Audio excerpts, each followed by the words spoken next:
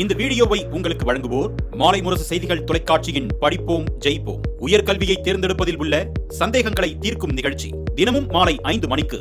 வணக்கம். மாலை முரசு செய்திகளை விரிவாக பார்ப்பதற்கு முன்பாக முதல் தலைப்புச் செய்திகளை பார்க்கலாம். தமிழகத்தின் பல்வேறு பகுதிகளில் பரவலாக பெய்த மழை. வெப்பம் தணிந்து குளிர்ந்த சூழல் நிலவியதால் பொதுமக்கள் மகிழ்ச்சி.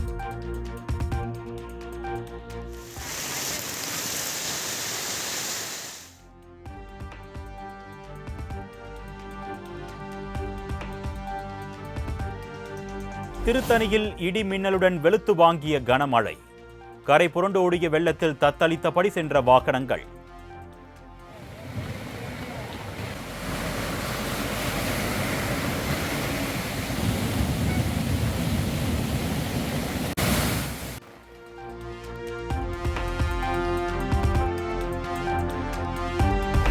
மத்திய கிழக்கு அரபிக்கடலில் நாளை வளிமண்டல மேலடுக்கு சுழற்சி உருவாக வாய்ப்பு.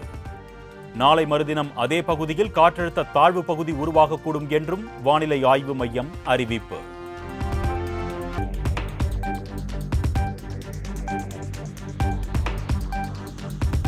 நீலகிரி மாவட்டத்தில் ஓரிரு இடங்களில் இன்று மிக கனமழைக்கு வாய்ப்பு.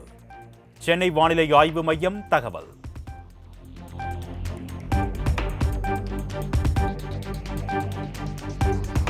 தேனி, திண்டுக்கல், திருப்பூர், கோவை, ஈரோடு, கிருஷ்ணகிரி உள்ளிட்ட 12 மாவட்டங்களில் இன்று கனமழை பெய்யக்கூடும்.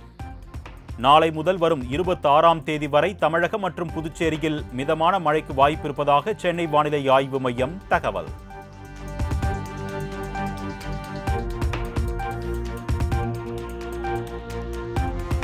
திடீர் மழை காரணமாக சென்னையில் தரையிறங்க முடியாமல் வானில் வட்டமடித்த 10 விமானங்கள். மோசமான வானிலை காரணமாக 6 புறப்பாடு விமானங்களும் தாமதம்.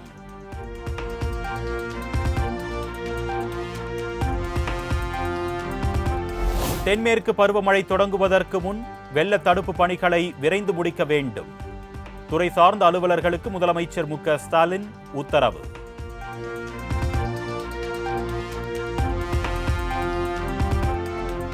பக்கிங்ஹாம் கால்வாய் தூர்வாரும் பணிகளை நேரில் ஆய்வு மேற்கொண்டார் முதலமைச்சர் மு.க. ஸ்டாலின். ஆகாய தாமரைகளை அகற்றும் பணிகளையும் பார்வையிட்டு அதிகாரிகளிடம் கேட்டறிந்தார்.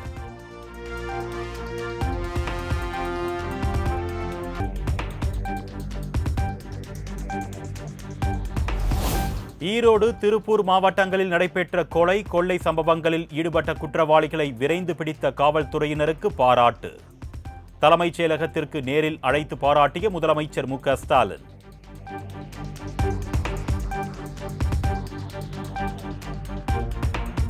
₹255 கோடி மதிப்பீட்டில் 20 புதிய திட்ட பணிகளுக்கு அடிக்கல் நாட்டினார் முதலமைச்சர் மு.க. ஸ்டாலின். சுமார் ₹934 கோடி மதிப்பீட்டில் 4978 புதிய அடுக்குமாடி குடியிருப்புகள், 4 வணிக வளாகங்களையும் திறந்து வைத்தார்.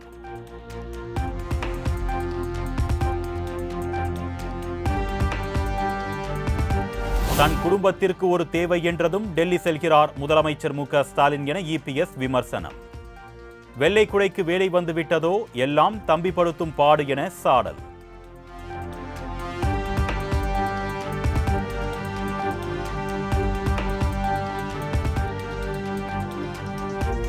அரக்கோணம் ஒன்றிய திமுக இளைஞரணி துணை அமைப்பாளர் பொறுப்பில் இருந்து தெய்வச்செயல் நீக்கம்.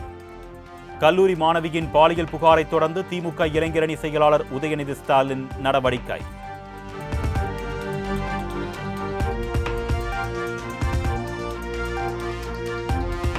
திமுக நிர்வாகிகள் சம்பந்தப்பட்ட பாலியல் குற்ற சம்பவங்களில் பேச்சுவார்த்தை மூலம் சரிகட்ட முயற்சிப்பதாக இபிஎஸ் குற்றச்சாட்டு. திமுக ஆட்சியில் அதிகரிக்கும் பாலியல் வன்கொடுமைகளை கண்டித்து வரும் 23ஆம் தேதி தஞ்சையில் ஆர்ப்பாட்டம் நடைபெறும் என்றும் அறிவிப்பு.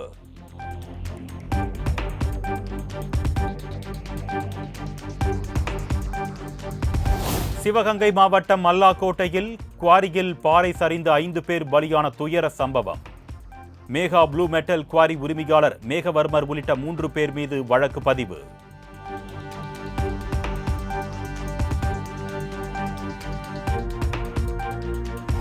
சிவகங்கை கல்குவாரி விபத்தில் உயிரிழந்த 5 பேரின் குடும்பங்களுக்கு தலா 4 லட்சம் ரூபாய் இழப்பீடு வழங்க முதலமைச்சர் உத்தரவு. விபத்தில் காயமடைந்து சிகிச்சை பெறுவோருக்கு தலா 1 லட்சம் ரூபாய் வழங்க ஆணை.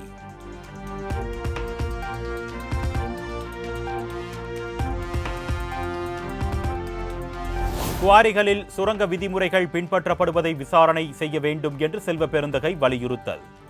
மாவட்ட நிர்வாகம் முறையாக கண்காணித்திருந்தால் விபத்து நிகழ்ந்திருக்க வாய்ப்பில்லை என்று சிவகங்கை சம்பவத்தை சுட்டிக்காட்டி அறிக்கை.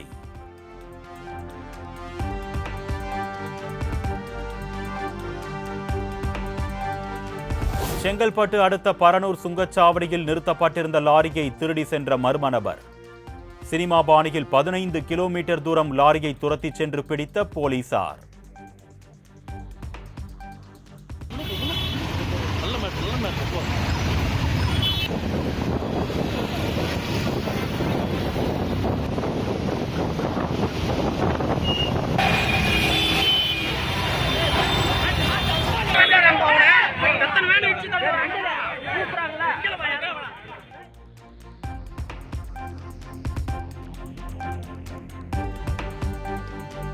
வீட்டு மின் இணைப்புகளுக்கு எவ்வித மின் கட்டண உயர்வும் இல்லை.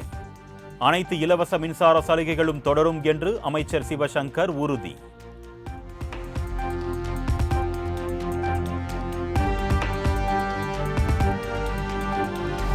பல்லடம் அருகே சாயப்பட்டறை ஆலையில் விஷவாயு தாக்கி பலியானோர் குடும்பங்களுக்கு தலா 30 லட்சம் ரூபாய் இழப்பீடு. ஆட்சியர் அலுவலகத்தில் வருவாய் அலுவலர் தலைமையில் நடைபெற்ற அமைதி பேச்சுவார்த்தையில் சாய ஆலை நிறுவனத்தினர் ஒப்புதல்.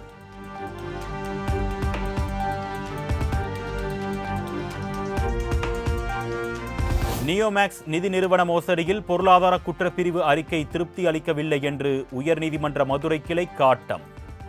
பாதிக்கப்பட்டவர்களுக்கு இதுவரை 10% நிதி கூட கொடுக்கவில்லை என்பது வேதனை என்றும் கருத்து.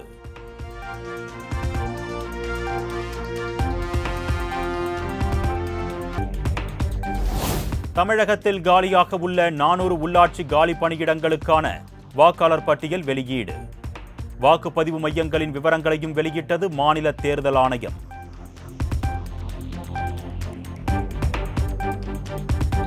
தமிழகத்தில் தேசிய கட்சிகளை தவிர்த்துவிட்டு யாரும் ஆட்சி அமைக்க முடியாது என்று காங்கிரஸ் எம்பி கார்த்தி சிதம்பரம் உறுதி. ஏதாவது ஒரு தேசிய கட்சியோடு இணைந்தால்தான் திராவிட கட்சிக்கு வாக்கு வங்கி வலுவாக இருக்கும் என்றும் பேட்டி. கட்சிகளை எல்லாம் தவிர்த்து விட்டு திராவிட கட்சிகள் அரசியல் செய்ய முடியாது. இவங்க வந்து அசம்பிளி மட்டும் இல்லையா, அப்பப்போ ஒரு பார்லிமெண்ட் எலெக்ஷன் நடுவில் 5 வருஷம் வரதானே செய்யுது. அந்த 5 வருஷம் வரும்போது ஒரு தேசிய கட்சியோடு இணைந்தால்தான் அந்த திராவிட கட்சிக்கே ஒரு வாக்கு வங்கி வந்து வலுவாக இருக்கிறது. தேசிய கட்சிகளை நிராகரித்து விட்டாலும் தமிழ்நாட்டு அரசியல் செய்ய முடியாது. முன்னாடி ஒரே ஒரு தேசிய கட்சி தான் பிரதானமாக இருந்தது. இப்போ நான் ஏற்றுக்கொள்கிறேன், 2 தேசிய கட்சிகள் தமிழ்நாட்டில் வந்து செயல்பட்டு கொண்டிருக்கின்றன என்பதை ஏற்றுக்கொள்கிறேன்.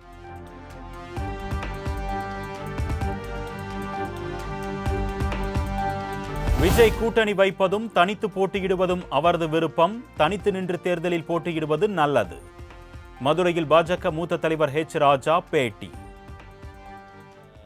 தாவேகாவுக்கு திரு விஜய் அவர்கள் தனியா போனோன்னு முடிவெடுத்தா அது சரி, இந்த கூட்டணி வைக்கணும் முடிவெடுத்தா அதுவும் சரி, அது அவரோட விருப்பம். அதுல நான் கருத்து சொல்றதுக்கு தயார் இல்லை. It is his right.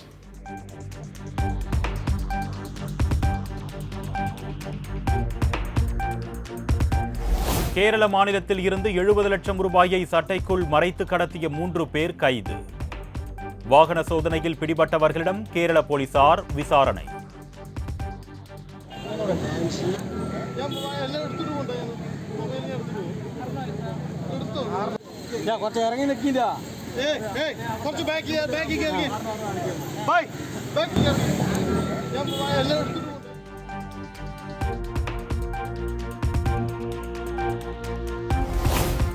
Corona தொற்று குறித்து தேவையில்லாத அச்சம் வேண்டாம் என தமிழ்நாடு சுகாதாரத்துறை இயக்குனர் செல்வ விநாயகம் திட்டவட்டம். மற்ற வைரஸ்கள் போன்றதுதான் கொரோனா, அதை முழுவதுமாக அழித்துவிட முடியாது என்றும் விளக்கம்.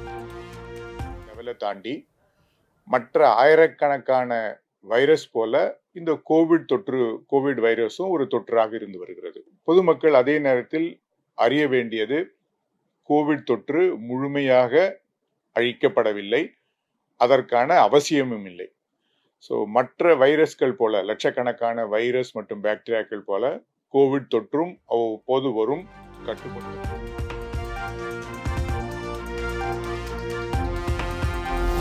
புதுச்சேரியில் 12 பேருக்கு கொரோனா தொற்று உறுதி. அனைவரையும் தனிமைப்படுத்தி சிகிச்சை அளித்து வருவதாக சுகாதாரத்துறை இயக்குனர் ரவிச்சந்திரன் தகவல்.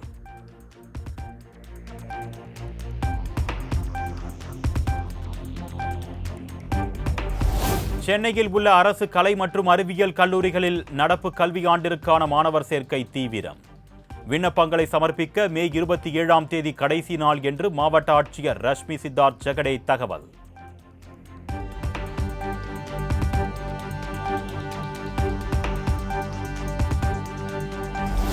சென்னை ECRல் ஓய்வு பெற்ற மென்பொருள் ஊழியர் வீட்டில் 60 சவரன் நகைகள் கொள்ளை. நேபாள தம்பதியை கைது செய்து நகைகளை மீட்ட தனிப்படை போலீசார்.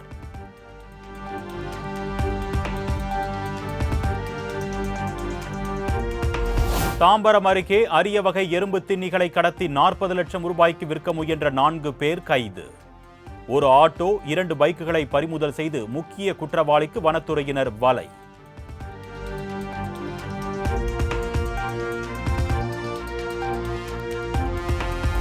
கன்னியாகுமரி ஆசாரிப்பள்ளம் அரசு மருத்துவக் கல்லூரி மருத்துவமனையில் அனுமதிக்கப்பட்ட கர்ப்பிணி பெண்ணின் குழந்தை இறந்த விவகாரம். நீதி கேட்டு ஆசாரிப்பள்ளம் அரசு மருத்துவக் கல்லூரி மருத்துவமனையில் உறவினர்கள் திரண்டதால் பரபரப்பு.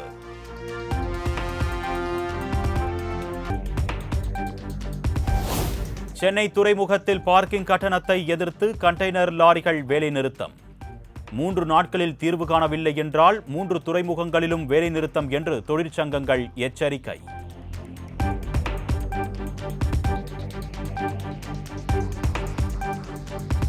கொடைக்கானல் ஏரிச்சாலையில் வாகனத்தை நிறுத்த முயன்ற போக்குவரத்து காவலரை இடிக்க வந்த சுற்றுலா பயணியால் பரபரப்பு.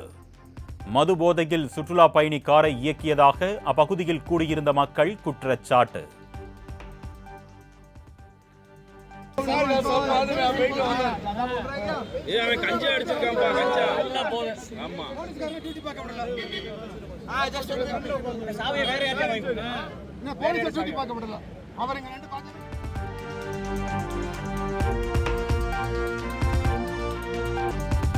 நாமக்கல் மாவட்டம் பள்ளிப்பாளையத்தில் சுத்திகரிப்பு செய்யாமல் சாய கழிவுநீர் வெளியேறுவதாக சமூக வலைதளத்தில் வீடியோ வெளியானதன் எதிரொலி. மாசு கட்டுப்பாட்டு வாரிய அதிகாரிகள் ஆய்வு.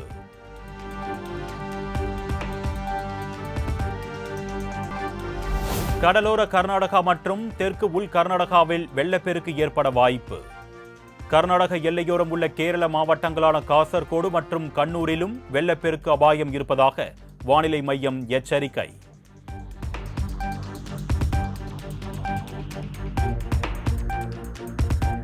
கேரளாவில் அடுத்த 4 அல்லது 5 நாட்களில் பருவமழை தொடங்குவதற்கு சாதகமான சூழல் உருவாக வாய்ப்பு. இந்திய வானிலை ஆய்வு மையம் அறிவிப்பு.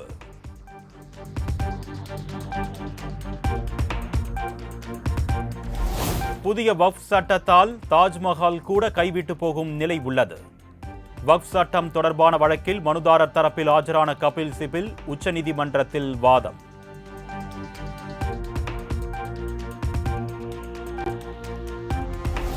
கர்நாடக மாநிலம் ராம்நகரில் கட்டுப்பாட்டை இழந்த அரசு பேருந்து தடுப்புகளை தாண்டி பைக்குகள் மீது விபத்து. காவல் உதவி ஆய்வாளர் உட்பட 2 சம்பவ இடத்திலேயே உயிரிழப்பு.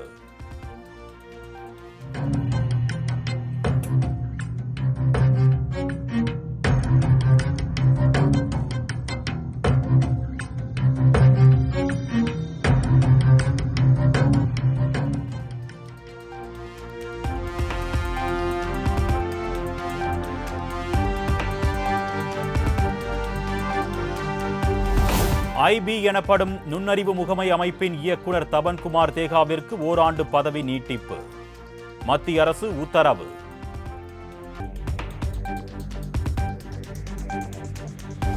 அட்டாரி வாகா எல்லை உள்ளிட்ட 3 இடங்களில் மீண்டும் தேசிய கொடி இறக்கும் நிகழ்ச்சி. ஆபரேஷன் சிந்தூர் வெற்றியை தொடர்ந்து இந்திய வீரர்கள் கம்பீர அணிவகுப்பு. அட்டாரி வாகா எல்லை கொடி வீரர்களாக அறிவிக்கப்பட்டது.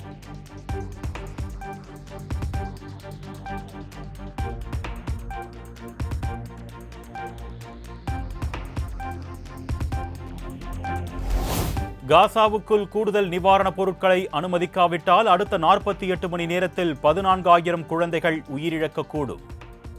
இஸ்ரேலுக்கு ஐநா எச்சரிக்கை.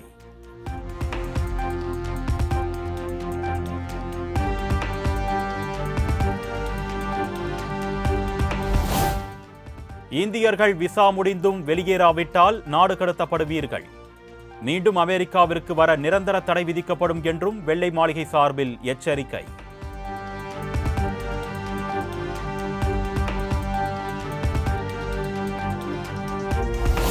இருபத்தி 23ஆம் தேதி பெங்களூருவில் நடைபெற இருந்த RCB ஹைதராபாத் அணிகளுக்கு இடையேயான போட்டி லக்னோவுக்கு மாற்றம். பெங்களூருவுக்கு கனமழை எச்சரிக்கை விடுக்கப்பட்டிருப்பதால் போட்டி மாற்றம் என தகவல்.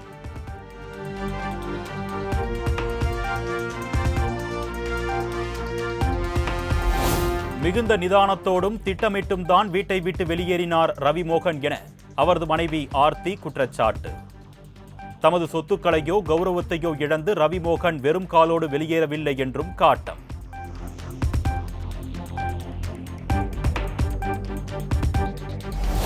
உங்கள் வாழ்வின் ஒளி என்று கூறியவரே எங்கள் வாழ்வில் இருளை கொண்டு வந்துள்ளார் என கெனிஷாவை மறைமுகமாக சாடினார் ஆர்த்தி. விவாகரத்து ஆவணங்கள் தாக்கல் செய்யப்படும் முன்பே எங்கள் வாழ்க்கையில் அந்த நபர் வந்துவிட்டார் என்றும் விளக்கம்.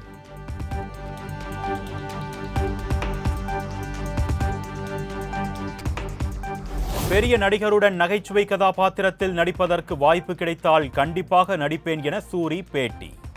முன்னதாக கதாநாயகனாக மட்டுமே நடிப்பேன் என்று கூறிய நிலையில் அந்தர் பல்டி.